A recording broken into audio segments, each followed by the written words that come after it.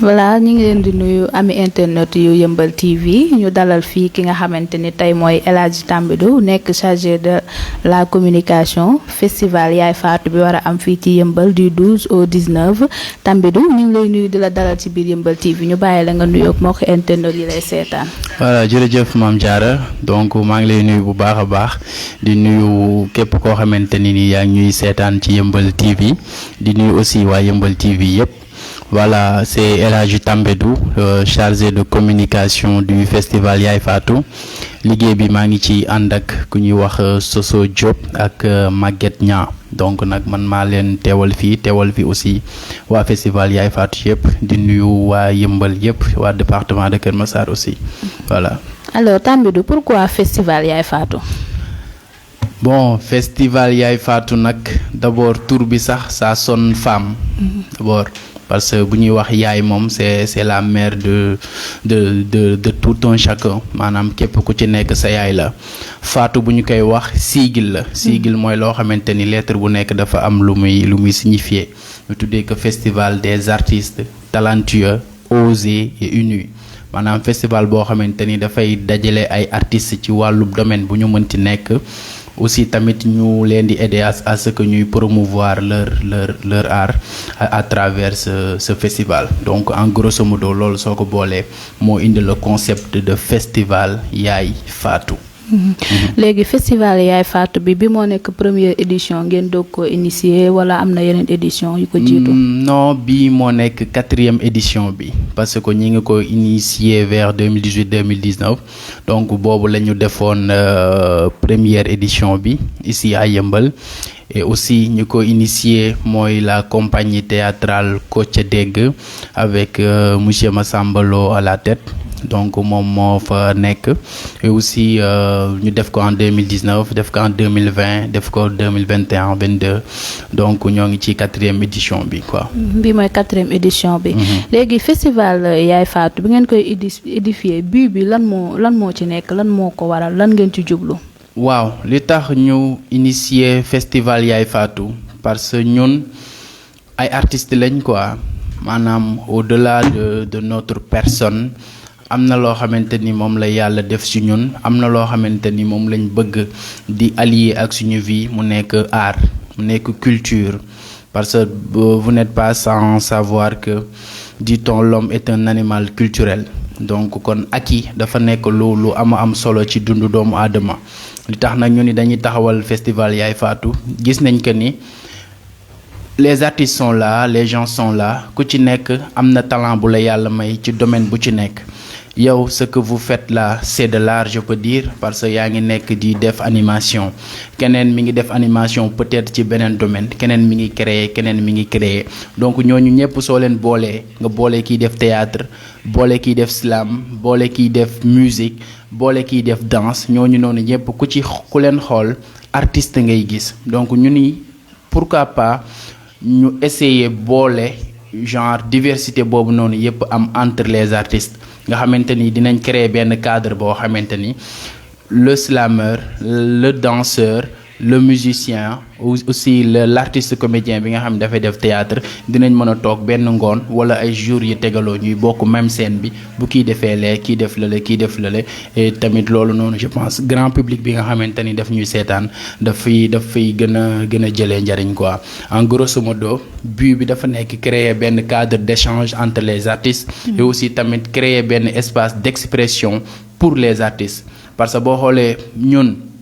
ci milieu scolaire lañu nekk ñeneen nekk nañ ci milieu scolaire mais am na ñoo xamante ne ci milieu artistique lañ nekk tu peux être élève tu peux être étudiant mais tu peux avoir du talent et être artiste en même temps donc du ñu bëggoon a coiffer loolu noonu yépp nga xamante ni day nekk benn espace d'expression pour élèves étudiants et les passionnés de l'art en même temps. Voilà. Alors festival bi da ngeen koy yemale ci artistes yi nga xamante ni ñoo nekk Yeumbeul kese wala da ngeen ci invité wala ñeneen ba invité ci au niveau international. waaw festival Yaay Fatou moom ba mu commencé ba léegi festival international la mës a doon parce que ñi nga xamante ni ñoom ñoo ŋànk festival bi ce n'est pas que dañoo xëy jóg gis nañ ñi di def festival ñu def festival, c'est parce que dañoo am vécu moom moo tax ñu ni dañuy def festival. Parce que su fekkee da nga voyager par-ci par-là dem di rencontrer d'autres personnes, d'autres artistes yi nga xamante ni ñi ngi def li ngay def wala ñeneen ñi nga xamante ni defuñu loo ngeen def, mais à chaque fois les rencontres njariñ lay jur parce que rencontre li anglais di wax give and take lay doon quoi, rencontre d'échange lay doon, rendez-vous du donner et du recevoir. Donc sur ce festival Yaay Fatou festival international là, et il y a beaucoup de pays qui sont invités. Ñu déparé ci sous-région bi et aussi même de l'international parce que le Mali est invité comme toujours, Burkina Faso mu ngi ci biir, la Guinée mi ngi ci biir, le Tchad mi ngi ci biir, le Niger mi ngi ci biir, Suisse moo ngi ci biir, France moo ngi ci biir, Togo mu ngi ci biir, Congo Brazzaville moo ngi ci biir. Donc dëkk yooyu noonu kese ma lim et des na yeneen ñoo xamante ni ñëpp incha allah dañuy teew yëmbal ci festival Yaay Fatou. Bokkuñu nag lu ñuy def, kii mën nay def slam, kii mën nay def théâtre, kii mën nay def danse, kii mën nay def musique, keneen mën nay def beneen façon art, mais ñooñu ñëpp ñi nga xamante ni dañoo initier le festival Yaay Fatou dañu ni fu waay mënti nekk parce que art amul frontière, foo mënti nekk da nga war a mën a ñëw yëmbal, pourquoi pas nga ñëw wane li nga xamante ni moom nga nekk di def, nga daje fekk yeneen artistes yu dëkk yëmbal, yu dëkk Pikine, yu dëkk Kër Massar et même yu dëkk ci suñu région yi comme ay Thiès, ay Touba, Ziguinchor et autres quoi. D'accord. Léegi comme li nga expliqué nii yaakaar naa festival Yaay Fatou bi dina soxla ay moyens ndax autorités yi ñu ngi leen ciy jàppale. Bon ñun nag comme yëmbal la ñu dëkk quoi, voilà. Et ñun dès le début daa am loo xamante ni moo nekk suñu philosophie mooy bu ñu gisee Maam Jaara li ñu fixé wu comme objectif dañ koy def, bu ñu gisul Maam Jaara li ñu fixé wu comme objectif dañ koy def. Et depuis lors loolu ci tànk yooyu noonu la ñu nekk. Première édition bi ñuy def dinañ dem def ay démarches ñenn ñi di ci jàpp, ñu dem deuxième édition ñenn ñi di ci jàpp, mais ku ne xam na ni organisation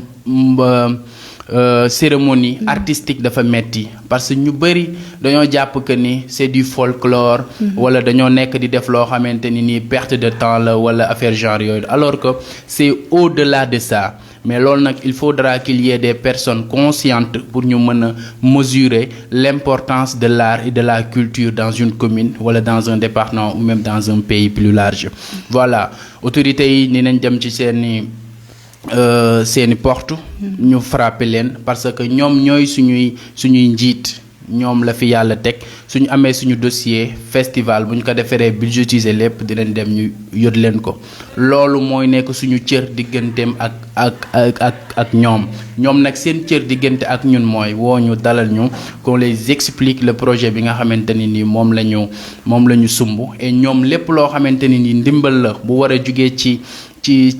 donc je vais pas dire sax ndimbal mais accompagnement bu war a jugee ci ñoom di ñëw ci ñun parce que lu war la donc ñoom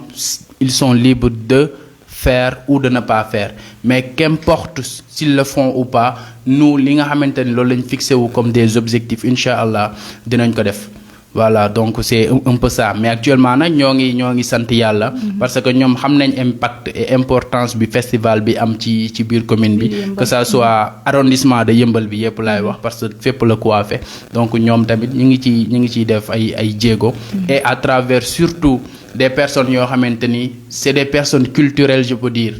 culturelles. Voilà, je peux citer monsieur Massamba Nia Dioni, 3e adjoint au maire et le maire chargé des affaires culturelles, moom mi ngi ci tax ay jéego bu baax a baax. Le maire aussi de l'autre côté chargé des affaires culturelles mu nekk Gérard di nekk suñu benn doyen, moom tamit mi ngi ci dox diggante collectivité locale bi ak ñun ñi nga xamante ni nous sommes les organisateurs du festival.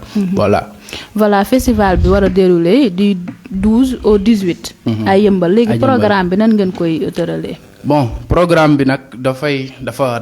xaw a gudd parce que à chaque fois mbir di dem, à chaque fois tamit da ngay gën di élargir parce que parfois 2 à 3 jours nga daan def, les invités dañuy ñëw après def seen séjour à Yeumbeul et def seen prestation après ñu dem, mais mbir buy màgg yow tamit da ngay màgg di ànd ak moom, moo tax cette année-ci ñu am 12 à 18 et le 12 comme ni ñu koy liwee dañuy def cérémonie d'ouverture bi foofu nga xamante ni mooy complexe Léopold Sédar Senghor. bu nekk Pikine. foofu la ñuy defee cérémonie d'ouverture bi et le 13 dinañ dem Yaraax def fa ay prestations mais entre 12 13 14 15 16 ba le 17. dañuy def chaque matin dañuy def workshop c'est des ateliers. festival bi dina am slam. chaque matin dinañ def atelier de slam parce que atelier yi moom mooy permettre à ce que ku fi ñëw ak niveau boo fi indi ci côté slam di nga fi fekk loo xamante ni daf lay dolli mooy rendez-vous du donner et du recevoir bi mu doon wax sànq. ku fi ñëw nekk un danseur di def danse boo ñëwee di nga fi fekk loo xamante ni dina la dolli ku fi ñëw nekk artiste comédien ku fi ñëw nekk musicien di nga fi fekk loo xamante ni moom moo lay dolli mooy côté workshop mooy les ateliers yi nga xamante ni dafay am du 12 au 17 et chaque matin et dans des lieux différents. beneen bi mooy nekk 14 dañoo initier benn concept mooy conte. conte dafa nekk loo xamante ni lu am solo la ñun mën nañ koy waxee lépp.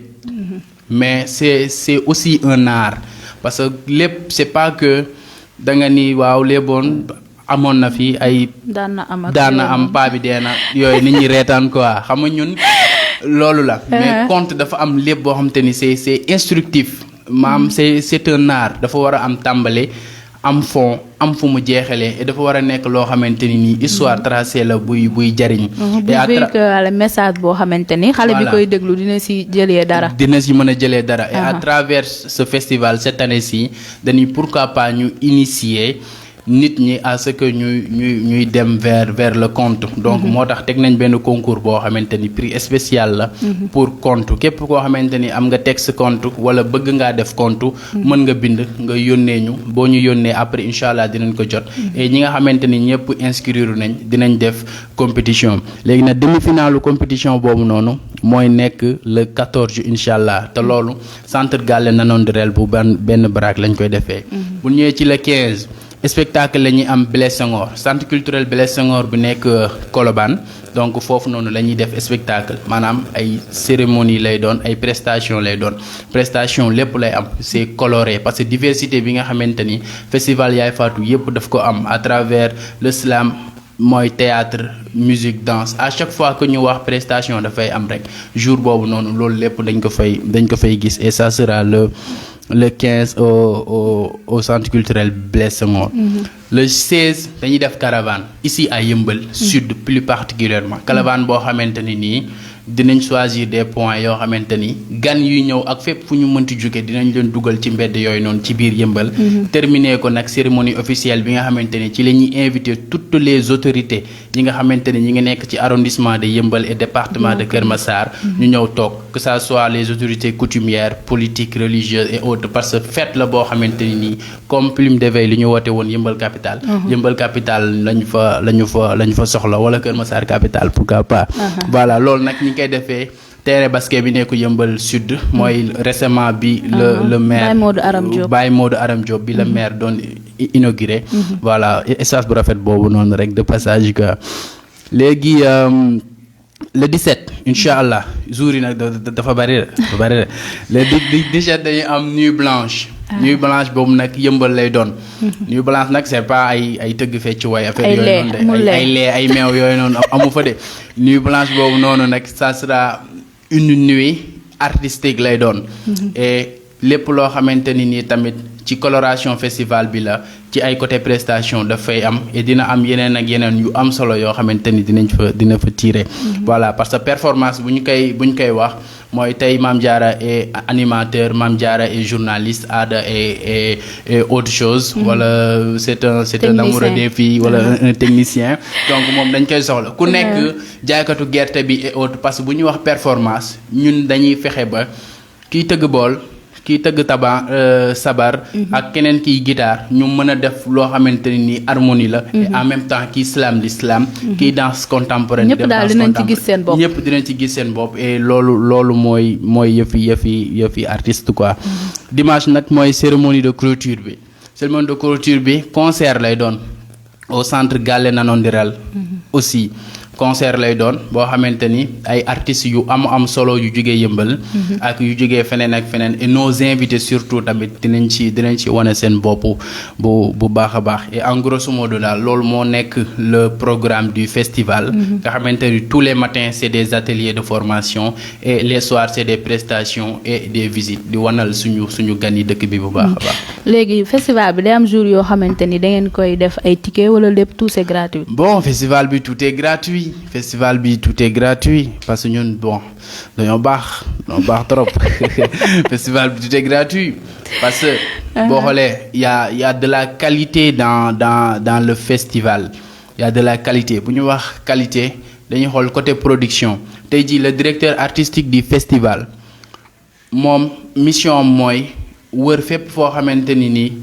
espace culturel la mu xool benn spectacle wala benn production boo xamante ni nii c'est de haute qualité mu dem contacter kooku pour mu indi ko ci festival Yaay Fatou ni mu koy defee Dakar noonu la koy defee Thiès noonu la koy defee Touba noonu la koy defee Saint-Louis noonu la koy defee feneen ak feneen parce que ñooñu noonu ñëpp ils auront à jouer ci biir festival bi moo tax festival boo ñëwee lépp li ngay gis qualité lay doon public bi ñëw seetaan si te duñu fay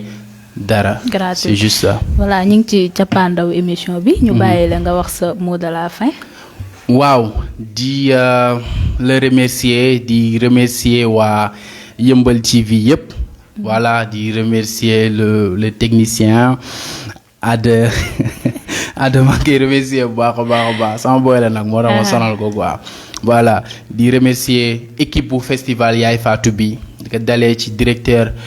Sambalo le coordonnateur cette année-ci Youssou Bello, la coordonnatrice Fatou Ndiaye, les chargés de communication, les organisateurs, que ça soit Dabakh, notre doyen Cheikh Silla, ñoom ñëpp ñoo ngi xamante ni ñoom ñoo nekk l'équipe bi nga xam ni moom mooy piloter le festival Yaay Fatou donc ñoom ñëpp ñoo ngi leen di gërëm di gërëmaat encore te duma tay suñu maire mu nekk le maire Massamba Nia Dioni donc ñoo ngi koy gërëmaat bu baax a baax parce que certes sax waruñu ko gërëm waruñu ko sant parce que rôle am lay jouer quoi mais c'est la première fois ñun bi ñu juddoo Yeumbeul ba léegi et bi ñu gimmee ba tey di xaw a bindantu wala di def di pratiquer art que ñu am implication wu conseil municipal wala adjoint au maire chargé des affaires culturelles implication bu mu am ci côté culture donc c'est la première fois ñu koy am donc nag jërëjëf moom gàtt na lool mais ku deful dara doo ko dégg moo tax ñu ngi koy jaajëfal bu baax a baax di jaajëfal tamit ñëpp ñoo xamante ni nii ñoo ngi ci jàpp parce que au début damaa waxoon ma ni j'avais parlé des élèves j'avais parlé des étudiants voilà donc ñi ngi gërëm le CERI mooy le collectif des élèves et étudiants résidents à Yeumbeul ñi ngi gërëm aussi le RIDIS mooy le rassemblement des élèves et étudiants demeurant à Yeumbeul Sud parce que dañoo am implication bu baax a baax ci lu ñuy def ñoom ils sont dans le milieu éducatif ñun ñoo ngi ci milieu artistique mais ñun ñi nekk ci milieu artistique bi ñoo nekkaat ci milieu éducatif bi ñun ñi nekk ci milieu éducatif bi ñoo nekkaat ci milieu artistique bi moo tax à chaque fois nii rek la ñuy def boo demee fee série c'est les membres du festival Yaay Fatou nga fay fekk boo jugee série wala Ridis boo ñëwee c'est les membres du festival Yaay Fatou nga fay fekk donc c'est du pareil au même voilà donc ñooñu tamit ñu ngi leen di gërëm bu baax a baax di gërëm les maires de Yeumbeul Sud et de Yeumbeul Nord arrondissement de Yeumbeul di gërëm aussi la SODAV voilà la SODAV avec la directrice Ngone Ndour ñoo ngi koy gërëm bu baax a baax Gérard tamit bu Yeumbeul Nord ñoo ngi koy ziar bu baax a baax festival bi nag am na ay parrains cette année-ci voilà dañoo am un grand homme boo xamante ne il a servi son pays il a trop servi le Sénégal et peut-être waa Yeumbeul ñu bëree xamuñu ko muy notre papa monsieur Guèye Ndiaye moom moo initié le tambour de la paix donc kooku noonu dañu koy gërëm bu baax a baax pour taxawu boo xamante ni dañu koy taxawu à chaque fois dañu ne këram ba heure bu ñu neex muy toog di ñu yedd di waxtaan ak ñun par rapport ak fi ñu jaar ak yan moyen la ñu war a mën a emprunter pour mën a réussir ci li nga xamante ni ci loolu lañ nekk donc suñu papa monsieur Guèye Ndiaye ñoo ngi koy gërëm bu baax a baax di gërëm tamit waaw suñu maman non pas loolu xam nga organiser dafa metti et dañu wax ñu ni quand on a les moyens on organise quand on n'a pas les moyens on s'organise et nous organisons donc nag à travers cette organisation dañuy dem xool d'autres personnes yoo xamante ni ils peuvent nous aider à organiser quoi voilà donc des na suñu marraine nag voilà suñu marraine nag moom nag ci moom laay ñëw muy madame Aminata Diop Samb kooku noonu moom mooy directrice FODEM nag boo ko déggee mooy fonds développement municipal donc moom mi ngi féete mairie de Dakar donc moom voilà mention spéciale la ñu koy jox parce que comprendre na sa mission comprendre na tamit ñun suñu objectif donc mission ak objectif bu ñu dajaloowee rek day jur loo xamante ni cocktail bu explosif la et voilà ñoo ngi koy sant bu baax a baax di ko gërëm di gërëm aussi tamit suñu beneen parrain bi mu nekk Balla Diop di un artiste comédien international un humoriste aussi donc ñu ngi koy gërëm bu baax a baax di ko siyaar en grosso modo balaa Mame Diarra di ma fi dóor ndax nee na li muy gërëm dafa bari donc maa ngi sant waa Yëmbal yépp di sant waa Yëmbal TV bu baax a baax et lii la quoi parce que quand on parle de yëmbalite wala al yëmbali c'est ça parce que ñun bala ñoo jéggi di dem feneen ak feneen dañuy jariñu d'abord ci li nga xamante ni moom lañ am et Yëmbal TV dafa nekk benn plateforme bu am solo boo xamante ni nii moo ngi ci biir Yëmbal et mi ngi def liggéey bu am solo côté émission côté direct xam nga côté yenn panel yi nga xamante ni day am tey lu xew bi biir Yëmbal au lieu que sax ngay dem seetaan yi mën nga ñëw connecté Yëmbal TV nga ñëw jàpp direct bi et toog seetaan te loolu noonu lu am solo la di gërëm bu baax a baax suñu grand Ismaïla et yow tamit mention spéciale macha allah soxna Diarra mu sell mi jëfate merci beaucoup voilà tamit ñu lay remercier di remercier tamit mbokk internet yi ñu doon seetaan yëpp di leen jox dig daje beneen yoon fii ci biir Yëmbal TV vraiment merci beaucoup kontaan nañ jërëjëf kontaan nañ bu baax a baax jaa ngeen jëf waay